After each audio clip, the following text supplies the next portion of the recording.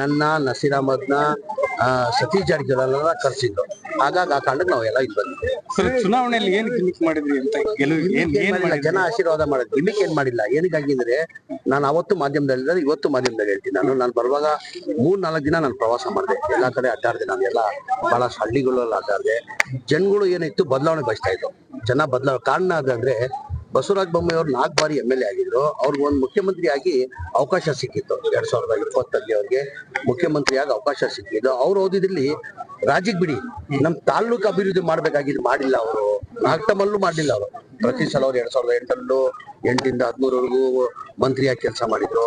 ಆಮೇಲೆ 2019 ಹಿಡ್ಕೊಂಡು 2021ವರೆಗೂ ಮನೆ ಯಡಿಯೂರಪ್ಪ ಅವರು ಮಂಡಲದ ಮುಖ್ಯಮಂತ್ರಿ ಇದ್ದಲ್ಲಿ ಮಂತ್ರಿಯಾಗಿ ಕೆಲಸ ಮಾಡಿದ್ರು. ಅದಾದ್ಮೇಲೆ ಮುಖ್ಯಮಂತ್ರಿ ಅವಕಾಶ ಸಿಕ್ತು ಅವ್ರಿಗೆ.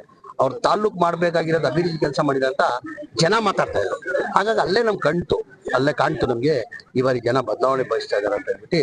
ಆ ಹಿನ್ನೆಲೆಯಲ್ಲಿ ಇವತ್ತು ಜನ ಕಾಂಗ್ರೆಸ್ ಪಕ್ಷದ ಅಭ್ಯರ್ಥಿ ಯಾಸೀರ್ ಖಾನ್ ಪಠಾಣ್ಗೆ ಒಂದು ನಿರೀಕ್ಷೆ ಇಟ್ಕೊಂಡು, ಅಭಿವೃದ್ಧಿ ಆಗ್ಬೋದು ಅಂತ ನಿರೀಕ್ಷೆ ಇಟ್ಕೊಂಡು ಯಾಸೀರ್ ಖಾನ್ ಪಠಾಣ್ ಅವ್ರನ್ನ ಗೆಲ್ಸ್ಕೊಂಡು ಬಂದ್ರೆ ನಾವು ಇಷ್ಟಂತರದಲ್ಲಿ ಗೆಲ್ತೀವಿ ಅಂತ ನಾನು ನಿರೀಕ್ಷೆ ಇಟ್ಟಿಲ್ಲ.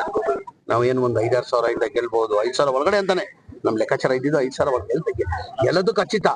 5 ಸಾವಿರ ಒಳಗಡೆ ಗೆಲ್ತಾರಂತ ಈ ತರ 13-14 ಸಾವಿರ ಅಂತರದಲ್ಲಿ ಗೆಲ್ತೀವಿ ಅಂತ ನಿರೀಕ್ಷೆ ಇಟ್ಟಾರ. ಜನ ಒಂದು ನಿರೀಕ್ಷೆ ಇಟ್ಟು ಮತ ಹಾಕಿ ಗೆಲ್ಸಿದ್ದಾರೆ.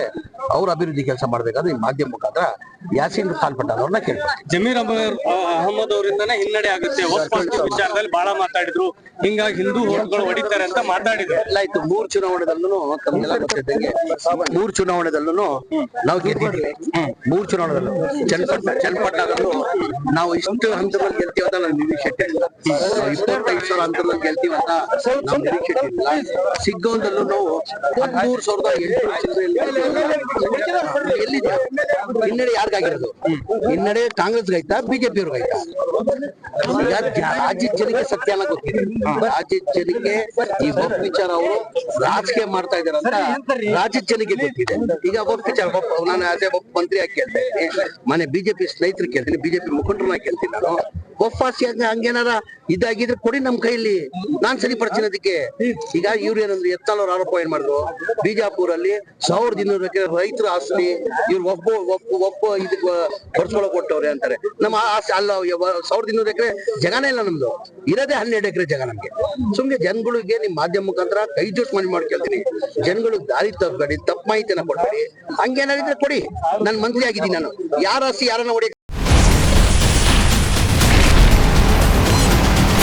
Ashwavega English News. Coming soon. Your channel, your voice, your trust.